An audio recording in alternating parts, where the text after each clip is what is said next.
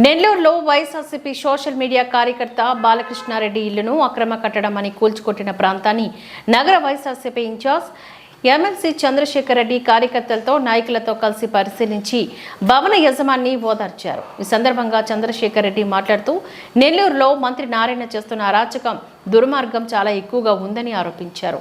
తనకు ఓటు వేయని వారి మీద మంత్రి నారాయణ ఇళ్లను కూలగొట్టడం, ఏంటి పనులు ఎక్కువ చేయించడం లాంటి నీచ పనులు చేస్తున్నారని దుయ్యబట్టారు.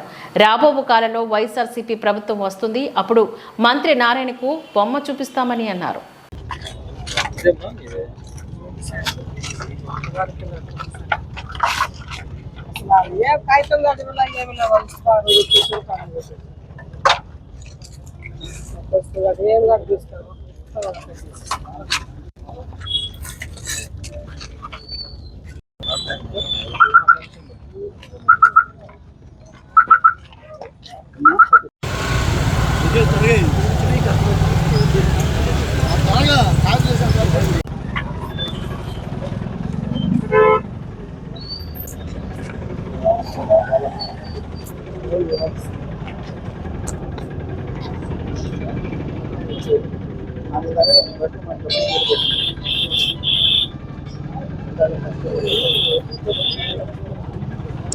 పగల కొట్టడానికి వచ్చి నీకు అట్టమన్నది చూసేస్తాను.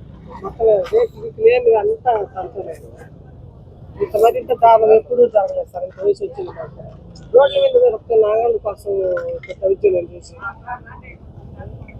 పేదవాళ్ళు నీళ్ళు కొట్టేది. 40 సంవత్సరాలు అంతకుముందు ఒక 25 సంవత్సరాలు మాకు డాక్యుమెంట్స్ ఉన్నాయి. వేరే వాళ్ళు అప్లై చేసిన వేరే వాళ్ళు కొనుక్కున్నాం. మన ఇద్దరు కొన్నారు, ఒకరు 15 ఏళ్ళు, ఒకరు 10 ఏళ్ళు.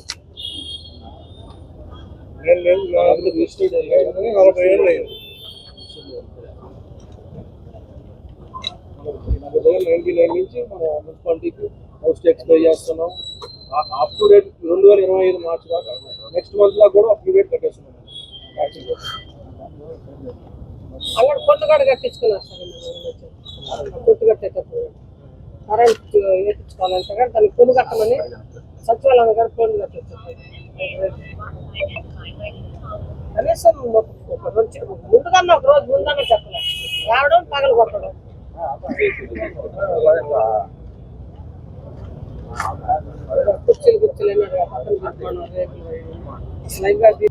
కూటమి ప్రభుత్వం అధికారంలోకి వచ్చి 9 నెలలైంది. సామాన్యులకు చుక్కలు చూపిస్తా ఉన్నారు. వాళ్ళు చెప్పినటువంటి హామీలు ఏది కూడా నెరవేర్చకుండా వాళ్ళని కనుక ప్రశ్నిస్తే వాళ్ళు ఇల్లు కూలగొట్టడం, భయంకరమైనటువంటి విధ్వంసకాండని ఈరోజు ఆంధ్ర రాష్ట్రంలో సృష్టిస్తూ ఉన్నారు.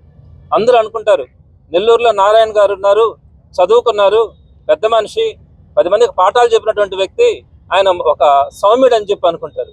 కానీ ఇక్కడ నెల్లూరుకు వచ్చి చూస్తే తెలుసద్ది. ఇక్కడ వెనకాల చూస్తా ఉన్న ఒక బిల్డింగ్ని నెట్ట నిలువున కూల్చేస్తారు. మనసు ఎట్లా వస్తుంది అని చెప్పి నారాయణ గారు నేను అడుగుతా ఉన్నా. ఏ విధంగా నెల్లూరులో ప్రతి ఒక్కటి కూడా గడిచిన 5-6 నెలల నుంచి అయితే విధ్వంసం సృష్టిస్తూ ఉన్నారు. ఒక పక్క లేఅవుట్లను చూస్తే భయపెడతారు. ఎవరు కూడా ఈరోజు నెల్లూరులో డెవలప్మెంట్ అనేది కనిపించట్లా. లేఅవుట్లు అక్రమం లేఅవుట్లు అని చెప్పి వాటిని కొట్టేస్తూ ఉంటారు. బహిరంగంగా ఒక మంత్రి, ఒక అధికారి చెప్తే రాజకీయ నాయకుడు వాళ్ళ దగ్గరికి వెళ్ళినప్పుడు, రాజకీయ నాయకుల దగ్గరికి వెళ్ళినప్పుడు కొంచెం కూల్ చేయాలి. వచ్చినటువంటి ప్రజల్ని ఒక రాజకీయ నాయకుడు అయితే అతను కానీ రాజకీయ నాయకుడు అయి ఉంటే వాళ్ళకి ధైర్యం చెప్పి పంపించాలి. అధికారులు ఏదైనా ఉంటే వాళ్ళ చట్ట ప్రకారం చేయాలి. ఈయనే ముందుకు వచ్చి ఆ లేఅవుట్లను కూల్చేస్తాం, అక్కడుండే బిల్డింగులు కూల్చేస్తాం అని చెప్పి నోటుకు వచ్చినట్టు భయపెడతా ఈరోజు ప్రజలని, నెల్లూరు ప్రజలను ఈరోజు ఆయన ఏ విధంగా ఇబ్బంది పెడతా ఉన్నారో ఆయనకు అర్థం కావట్లా. ఆయన ఏసీ కార్లలో తిరుగుతారు, ఎక్కడ పైన ఉంటారు. ఇక్కడికి వచ్చి సామాన్యటువంటి ప్రజల దగ్గరికి కనుక వస్తే ఆయనకు ఆ బాధలు తెలుస్తాయి. కానీ ఈరోజు ఎక్కడా కూడా చిన్న చిన్న వస్తువులు మీరు గమనించవచ్చండి. చిన్న చిన్న షాపులు కానీ, చిన్న చిన్న ఇల్లులు కానీ టేపులు పెట్టి కొలిచి వాళ్ళకి ట్యాక్స్లు వేసి ఒక్కొక్క ఇంటికి కూడా సుమారుగా 25,000, 28,000 ట్యాక్స్లు వేసి అది కానీ కట్టకపోతే కరెంటు కట్ అంటాడు, లేకపోతే వాటర్ కట్ అంటాడు. అవమానిస్తూ ఉండరు. అర్ధరాత్రులు అపరాత్రులు లేకుండా చిన్నపిల్లల్ని పెట్టుకొని ఈరోజు ప్రతి ఒక్కరు కూడా నెల్లూరులో ఈ పక్క నుంచి ఆ పక్కకు చూడండి, ఎక్కడ కూడా ఎవ్వరు కూడా ఒక సామాన్యుడు బతికే పరిస్థితి కనిపించట్లా. ఒక సామాన్యుడు ధైర్యంగా ఉండే పరిస్థితి కూడా కనిపించట్లా. దానికి మించి పక్కన ఉన్నాడు ఒక ఆయన కోటరెడ్డి శ్రీనివాసులరెడ్డి అని. నేను ఆయన చూసి ఒక పెద్ద మనిషి, ప్రజల కోసం కష్టపడినాడు, ప్రతిపక్షంలో ఉన్నప్పుడు కూడా ఆయనకు బాధలు తెలుసు, సామాన్యులు ఏ విధంగా వాళ్ళు అందరూ కూడా చిన్న వాళ్ళు ఏ విధంగా బతుకుతా ఉన్నారు, ఏ విధంగా కష్టాలు పడతారో తెలుసు అని చెప్పి నేను ఆయన గురించి అనుకునేవాడిని. కానీ ఈ రోజు చూస్తే ఇదంతా కూడా చేసింది కోర్టుకి వెళ్ళి ఆర్డర్స్ తెచ్చి ఏ విధంగా దీన్ని చూస్తారు మీరు చూడండి. మొత్తం మధ్యలో ఉన్నటువంటి ఒక బిల్డింగ్ని, ఒక పక్కా బిల్డింగ్ని సుమారుగా 1 కోటి రూపాయలు ఖర్చు పెట్టి వాళ్ళు కట్టుకుంటే ఈరోజు రోడ్డు మీద పడేశారు. తీసుకొచ్చి నెట్టినెలో ఉన్న జేసీబీలను తీసుకొని వచ్చి కూలదోస్తే రేపు పొద్దున శ్రీనివాసరెడ్డి నేను ఒకటే అడుగుతా ఉన్నా, మీ తెలుగుదేశం పార్టీ శాశ్వతం అనుకుంటా ఉన్నారా? రేపు పొద్దున వైఎస్ఆర్సీపీ రాదా? మీ పార్టీ నాయకులు కార్యకర్తలకు సంబంధించి మీరు బాధలు పడాల్సిన రోజు రాదా? గమనుంటారా? ఒకవేళ మేము గమనున్నా పోనీ సర్దుకొని పోదామన్నా కూడా కింద ఉన్నటువంటి నాయకులు కానీ కార్యకర్తలు కానీ వీటిని ఫోటోలు తీసుకొచ్చి చూపించి మీకు సిగ్గుంటే రేపు పొద్దున దీనికి ప్రతీకారం తీర్చుకోకపోతే మేము వెనకాల ఏ విధంగా నడవాలా అని చెప్తే ఎవరైనా కూడా మేము ఏ విధంగా రేపు వాళ్ళని సర్ది చెప్పగలం? తప్పకుండా నేను చెప్తున్నాను, కోటరెడ్డి శ్రీనివాసరెడ్డి గారికి కానీ నారాయణ గారికి కానీ దీనికి ఇంతకింత వీరందరూ కూడా మరి చూడాల్సి వస్తుందని చెప్తా ఉన్నా. నారాయణ గారికి నేను ఇంకొక విషయం కూడా చెప్తా ఉన్నా, మీకు కనుక ధైర్యం అనుకుంటే ఈ రోజు దీన్ని కూల్చారు కదా, ఇదే విధంగా ఎక్కడైతే ఎంక్రోచ్మెంట్స్ ఉన్నాయో, ఎంక్రోచ్మెంట్స్ అని మీరు అంటా ఉన్నారో, ఇది కొనుక్కున్న స్థలం ఇది. ఈ ఎంక్రోచ్మెంట్స్ అన్నిటిని కూడా ఎన్ని ఉన్నాయో మొత్తం కూడా లిస్ట్ ఇస్తాం. మీ ఇన్స్ట్రక్షన్స్ కూడా ఉంటాయి, మీకు లిస్ట్ ఇస్తాం. మీరు చేయగలరా? మీరు చెప్పండి, చేసే పని మొత్తం చేయండి. అంతేగాని ఎక్కడైతే వైఎస్ఆర్సీపీకి సంబంధించినటువంటి తను బాలకృష్ణారెడ్డి మీ అందరికి కూడా తెలుసు, సోషల్ మీడియాలో కొంచెం యాక్టివ్గా ఉండేటువంటి వ్యక్తి, వైఎస్ఆర్సీపీ కోసం కష్టపడినటువంటి వ్యక్తి. అటువంటి వాళ్ళే కనిపిస్తా ఉన్నారా? రేపు పొద్దున పార్టీలు మారితే మీరు ఏ విధంగా మీ కార్యకర్తలకి నాయకులు మీరు సేవ చేసుకుంటారో మీరు ఆలోచించండి. చాలా అధర్మమైన పద్ధతిలో మీరు వెళ్తా ఉన్నారు. శ్రీనివాసరెడ్డి గారికి కూడా హెచ్చరిస్తా ఉన్నాను, మీరు చేస్తున్నటువంటి సంస్కృతి మంచిది కాదు. ఈ పద్ధతిని కనుక మీరు తీసుకొని వస్తే రేపు పొద్దున నెల్లూరులో తిరగాల్సిన నారాయణ గారు కాదు, నారాయణ గారు తప్పించుకుంటారు, ఎక్కడ హైదరాబాద్లో నాడు కూర్చుంటారు. మీరు ఉండాల్సి వస్తుంది ఈ ప్రాంతంలో. మీ నాయకుల్ని, మీ కార్యకర్తలు మీరు ఏ విధంగా కాపాడుకుంటారో కూడా మీరు ఆలోచించుకోవాల్సి వస్తుంది. చిన్నది ఆ పక్కన బంకు, సుమారుగా ఒక అంకణం ఉంటుందేమో, ఆ అంకణంలో బంకు పెట్టుకుంటే ఆ బంకు పాపం మొన్ననే ఈ మధ్యలో 2 లక్షల రూపాయలు కట్టించుకొని నెలకు ఒక 3,000 రూపాయలు వస్తే 3 పూట్ల భోజనం చేయొచ్చు అని చెప్పి ఆ పెద్ద బాధపడతా ఉంది. అటువంటి బంకును కూడా కూల్చినారు. మీరు ఏ విధంగా ప్రజాస్వామ్యంలో రేపు ప్రజలకు ముందు మీరు తిరుగుతారో మీరు ఆలోచించుకోవాలా. ఇవన్నీ కూడా లెక్కలు కట్టడం జరుగుతుంది. అందరికీ కూడా చెప్తా ఉన్నాం, అధికారులు కూడా మీరు ఒకటి గమనించుకోవాలా, తీసుకుంటే ధర్మంగా వెళ్ళండి, న్యాయంగా వెళ్ళండి. అంతేగాని అధర్మంగా అన్యాయంగా వెళ్ళినప్పుడు ఎవరు కూడా ఇవన్నీ కూడా మనసులో పెట్టుకుని మర్చిపోతారని మాత్రం అనుకోవద్దు. తప్పకుండా వీటన్నిటికీ కూడా ప్రతీకారం తీర్చుకునే రోజు తప్పకుండా ఉంటుందని చెప్పి తెలియజేస్తా ఉన్నాం. బాలకృష్ణారెడ్డి కూడా ముందుగా ఒక 2 రోజుల ముందుగా అతనికి తెలుసు, మా దృష్టికి కానీ తీసుకొని వచ్చింటే దీన్ని ఏ విధంగా ఆపుకోవాలన్న దాని గురించి ఆలోచించుండే వాళ్ళం. అతను కూడా ఏం కాదులే ఈ విధంగా చేయరన్న ఆలోచనతో అతను కూడా ఇప్పుడు దాకా మా దృష్టికి కూడా తీసుకొచ్చినట్టే దాన్ని ఏ విధంగా కాపాడుకోవడం కూడా మాకు తెలుసుండేది. సో ఈ రోజు అందరికీ కూడా తెలియజేస్తా ఉన్నాం, తెలుగుదేశం పార్టీ వాళ్ళు చేస్తున్నటువంటి అన్యాయాలు, అక్రమాలు ఒక్కసారి రాష్ట్రం అంతా కూడా చూడాలా. నెల్లూరు సిటీలో వీళ్ళు చేస్తున్నటువంటి ముసుగు రాజకీయాలను కూడా చూడాలా.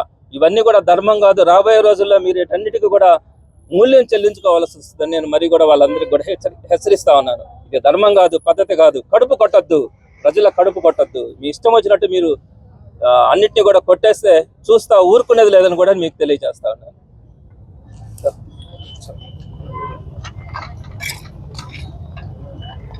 నా పేరు బాలకృష్ణారెడ్డి అండి.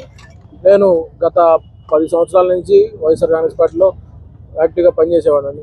కేవలం మేము పార్టీ కోసం పనిచేసామని చెప్పి ఈరోజు టార్గెటెడ్గా మేము చేయనివి, మేము అన్నవి అనకుండా ఉండే మాటలు కానీ అన్నీ కూడా మేము అన్నామని చెప్పి మా మీద కక్షపూరితంగా ఈరోజు టార్గెటెడ్గా ఈరోజు ఖచ్చితంగా నీ బిల్డింగ్ పగల కొడతాను నేను అని బహిరంగంగా చెప్పాడు శ్రీనివాసరెడ్డి అనే వ్యక్తి.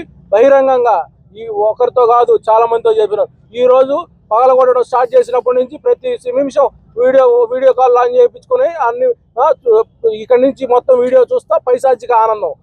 దీనివల్ల ఏమొచ్చింది? మా లాంటి పేదవాళ్ళు కడుపులు కొట్టిన తర్వాత మీకు ఏం సంతోషం వచ్చింది? ఎప్పుడు కూడా మీరు ఆ విధంగా చర్యలు తీసుకోవాలంటే దాన్ని బట్టి మీరు అర్థం చేసుకోండి. మాకేం చెప్పలేదండి. మాకు కమిషనర్ గారు ఆర్డర్స్ ఉన్నాయి, మేము పగల కొడుతున్నాం అని చెప్పారండి. పోలీస్ ప్రొటెక్షన్తో వచ్చి పగల కొట్టారండి.